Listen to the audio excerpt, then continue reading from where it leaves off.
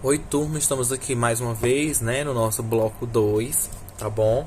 No nosso segundo vídeo, nós vamos falar um pouquinho sobre alguns conceitos e definições com relação à gerontologia, né, sobre idosos, tá bom? Então, primeiro de tudo, o que é envelhecimento, né? Quando a gente para pensar o que é o envelhecimento. Então, tem alguns conceitos, né? De forma mais simplista, né? O envelhecimento é o processo pelo qual o jovem se transforma em idoso, né? De uma forma mais rasteira. Do conceito biológico, né? É um fenômeno que são fenômenos que levam à redução da capacidade de adaptação a sobrecargas funcionais. Tá bom? E no conceito cronológico, né? O cronológico já vem de idades, de tempo, né? Então, assim, nos países em desenvolvimento, que é o caso do Brasil, é considerado idoso de 60 anos ou mais, né? Em países desenvolvidos, como é o caso de países da Europa, como Portugal, Alemanha, França, né? Nos Estados Unidos, nesses países desenvolvidos é considerado idoso 65 anos ou mais. Então, gente, o que é para que a gente entenda mais um pouco de envelhecimento, eu quero que vocês compreendam que a gente começa a envelhecer a partir do dia que a gente nasce, né? Nasceu, no outro dia a gente já está um dia mais velho, né? Às vezes a gente acha e só consegue perceber o envelhecimento aos 80 anos de idade. Não, não é isso. A gente envelhece a cada dia. Hoje, eu, você, estamos mais velhos do que ontem, né? As nossas células, e quando eu falo células, não só as células da pele, mas as células do coração, do rim, do pâncreas, de todos os nossos sistemas e órgãos, eles envelhecem a cada dia, né? Então é importante que a gente perceba isso, perceba não, compreenda isso. Então o envelhecimento ele acontece, ele está acontecendo nesse momento. As nossas células elas vão passando por um processo de envelhecimento, né? Queria compartilhar com vocês o seguinte: a genética ela é responsável por até 30% da nossa longevidade. Então, por que, Diego, que algumas pessoas vivem 100 anos e outras 60, e outras 70 e outras 80? Né? Então, assim, há muita gente diz assim, é a genética, né? A genética que influencia, a genética, a pessoa tem uma boa genética. Gente, genética influencia apenas 30%. 30%, certo? Dos anos que nós vamos viver é na genética. 70% são os nossos hábitos de vida, né? É aquele famoso ditado: a gente vai colher o que a gente planta. Então, o que é que a gente planta, né? Como anda a nossa alimentação? Como anda o nosso sono, que é extremamente importante? Como anda a nossa saúde mental, né? Como anda o nosso sedentarismo, né? A atividade física está ok, né? O que que a gente come? Então isso é o que vai pesar para os anos que a gente vai viver, mais ou menos, tá bom? Então o meio ambiente também influencia isso, certo? O meio ambiente influencia principalmente até meia idade, que é em torno dos 50 anos, tá bom? Gente, alguns pesquisadores sobre idosos, né, eles já chegaram à conclusão de um seguinte, né, que o que é que faz com que a gente consiga viver mais tempo, né, é restrição calórica. Então comer muitas calorias por dia é péssimo para o nosso corpo. A gente acaba envelhecendo de forma muito rápida, os nossos órgãos acabam sendo prejudicados, tá bom? E também temperatura reduzida, né? Então, para pessoas que acabam vivenciando em locais com temperatura reduzida, também acaba tendo, na verdade, um lifespan melhor, né? O que é esse lifespan? Né? Quem tem restrição calórica, ou seja, que come de uma forma mais saudável e que vive em locais com temperatura reduzida, tem uma maior probabilidade de viverem mais, certo? O lifespan, digamos que é o máximo que o nosso corpo, o nosso organismo aguentaria, que seria 122 anos e 4 meses. Muita coisa, vejam só, né? Só que aí estamos no sertão do Ceará, a gente sabe que a nossa temperatura não é reduzida, né? Então já complica. E aí vocês vão perguntar para mim, sim, então vamos viver pouco por conta disso? Não. Nós temos vários exemplos centenários, né, gente? Temos vários exemplos de pessoas centenárias, porque também tem outros fatores. Não é só esse fator que vai determinar, ele é apenas um fator, né? Então, a restrição calórica, o que a gente come é muito importante. E a gente poder compreender que a gente pode ir até 122 anos e 4 meses é muita coisa. Agora 70% depende da gente, né? E aí às vezes a gente é que não está fazendo muito a nossa parte, né? Fica a reflexão, tá bom? Compartilhar com vocês e causar reflexão sobre expectativa de vida. O que é expectativa de vida, gente? Expectativa de vida significa a quantidade de anos que se espera que um ser humano, né, um indivíduo, no caso aqui no Brasil, mas tem expectativa de vida para o mundo inteiro, viva, certo? Essa expectativa ela tem aumentado com o passar dos anos, né? Quem nasceu na década de 50, a expectativa de vida era muito pouco. Hoje a expectativa de vida no Brasil tem aumentado muito. Então, assim, o que é que acontece? Os estados do Rio Grande do Sul e Santa Catarina são os estados que têm a maior expectativa de vida no Brasil, mais de 75 anos. O que é que isso significa? Quando a pessoa nasce, por exemplo, eu nasci em 1989. Quando você nasce, o ano que você nasce, é estipulado naquele tempo uma expectativa de vida para o que vivencia naquele tempo até ali, né? Então muita gente acaba ultrapassando a expectativa de vida porque no decorrer das décadas para frente muitas coisas vão melhorando. Então é comum a maioria das pessoas atingir e ultrapassar a expectativa de vida. Mas os estados do Rio Grande do Sul e Santa Catarina são os estados que têm a maior expectativa de vida no Brasil, tá bom? Seguidos de São Paulo, Rio de Janeiro, todo ali o Centro-Oeste, o Sudeste, né, Minas Gerais. E como sempre, o Nordeste e o Norte é onde tem a menor expectativa de vida no Brasil. E o estado do Ceará também acaba sendo um dos estados que tem a menor expectativa de vida no Brasil, né? A gente sabe das desigualdades, né? Das disparidades que existem entre o Norte e o Nordeste com relação ao Sul e o Sudeste, né? A gente sabe, hoje essas disparidades elas diminuíram, né? Hoje o Nordeste tem uma melhor distribuição de renda, já melhorou mais o desemprego e tudo, mas ainda não conseguimos nos igualar nesse aspecto, né, a estados do Sul e do Sudeste, né? E isso acaba influenciando a nossa expectativa de vida. Mas isso não significa dizer, nós temos exemplos, né? Inclusive, quase todas as cidades do estado do Ceará têm centenários, né? E muitas pessoas próximas dos centenários, que são idosas acima de 90 anos, tá bom?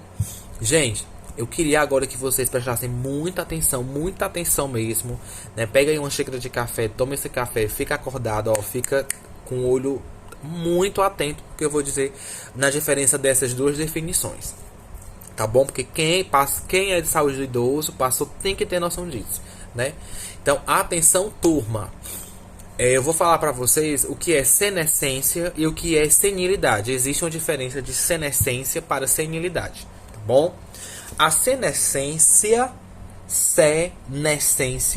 é o processo natural de envelhecimento ao nível celular ou conjunto de fenômenos associados a este processo, certo? A senescência é um processo metabólico ativo associado ao processo de envelhecimento. Então, gravem na mente de vocês. Falou em senescência, é o processo natural de envelhecimento que acontece a nível biológico. As nossas células envelhecendo. Então, envelhecer não é doença, certo? O envelhecimento não é doença. Então, eu já quero que vocês comecem a compreender aqui. A gente tem que diferenciar para quando chegar pacientes para a gente no futuro, né? Para vocês, né? O que é senescência e o que é senilidade. Ou seja, o que é normal do envelhecimento e o que é patológico, que é doença, né? Diferente da senescência, que é o processo natural do envelhecimento a nível celular, a senilidade é o processo patológico do envelhecimento, ou seja, é um envelhecer de forma doente, né? De forma doentil. Patológico significa doença. A senilidade, gente, ela é caracterizada por um declínio gradual no funcionamento de todos os sistemas do corpo: cardiovascular, respiratório, genital, urinário, endócrino, imunológico e todos os outros. Certo? Então, para que vocês não confundam, nós temos a senescência, que é o processo natural de envelhecimento, certo? E nós temos a senilidade, que é um processo patológico do envelhecimento. Diego, tem como envelhecer sem ficar doente? Sim, tem sim, e eu já conheci pessoas que envelheceram de forma sem doenças, certo? Lembro dos 70% que depende de nós. Acontece que isso é que vai fazer a diferença lá no futuro, né? Quando nós estivermos lá na frente, aos 70, 80, nós vamos estar colhendo o que nós estamos plantando hoje, nos últimos anos e nos próximos anos. Ok? Gente, vamos falar aqui um pouquinho sobre as definições de idades, né? Então, assim, existe algumas idades. Existe a idade cronológica, certo? Cronos vem de tempo, então é aquela que aponta no seu registro, no nosso registro, a data que a gente nasceu, que está lá no documento, tá bom? Mas existe também, autores colocam que existe a idade biológica. O que é a idade biológica, gente? Ela está ligada ao físico, à aparência do indivíduo, como o seu corpo se apresenta, né? Então, assim, se nós pegarmos duas pessoas de 40 anos e colocarmos, se nós não soubermos a idade dela, muito dificilmente a gente vai dar 40 anos para as duas, né? Então, é conforme a nossa aparência demonstra. Isso é a idade biológica, tá bom?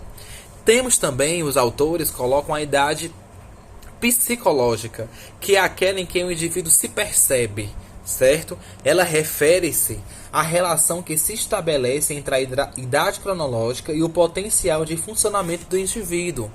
Então, a idade psicológica é como eu me percebo. Então, eu posso ter no meu registro uma idade de 50 anos, mas eu posso me perceber com 80. Ou, né, eu posso ter 50 anos e posso me perceber com 30, porque ainda sou muito funcional, né? As pessoas geralmente elas ligam a idade, né, com a funcionalidade, certo? E muito também com a aparência, né? Então, se você tem 60 anos e é uma pessoa ainda muito ativa, então ela não se percebe muito com 60 anos. Ela vai se perceber com certeza mais jovem, né? Agora, se é uma pessoa de 60 anos que já é diabética, tem problema renal, já depende dos outros, então ela tem 60 anos, mas muito provavelmente ela vai se perceber com 70 ou 80. Tá bom? Então tem essas diferenças, né? Essa idade cronológica, essa idade biológica e essa idade psicológica, tá bom? Que é a idade que a pessoa se percebe. E tem a idade social, né? Que tem relação com a avaliação da capacidade de adequação de um indivíduo ao desempenho de papéis sociais e comportamentos esperados para as pessoas de sua idade num dado momento histórico. Essa idade social, os autores apontam, gente, que ela está relacionada com as nossas questões sociais. Então, assim, a sociedade, ela espera muito da gente de acordo com a nossa idade. Então, por exemplo, um jovem de 25 anos, não espera-se dele que ele passe um carnaval dentro de casa. Não se espera, não é verdade? Não se espera. Mas se a gente pegar um idoso de 65 anos, certo? Espera-se que ele fique em casa e não pule o carnaval, né? Então, foi um exemplo simples, rasteiro, mas para dizer a vocês, para a gente refletir essa idade social. A sociedade, ela espera papéis que a gente exerça de acordo com a nossa idade, não é? Infelizmente é assim. Então, quanto mais idoso, as pessoas, e às vezes até nós, isso é até para a gente começar a quebrar os nossos preconceitos, né, com relação a isso. Então, a gente espera que um idoso de 70 anos, eles se define que seja um idoso que não faça nada, que seja um idoso que fique em casa, com a bengala, sentado numa cadeira de balanço. E não é bem assim. Não é bem assim. Isso tem mudado muito. Hoje a gente tem uma geração de idosos jovens, que são os idosos de 60 a 79 anos, né? Principalmente de 60 a 70, que são muito joviais. São muito joviais e muitos ativos. Ok? Assim, gente, o envelhecimento, ele pode e vai variar de um indivíduo para outro, certo?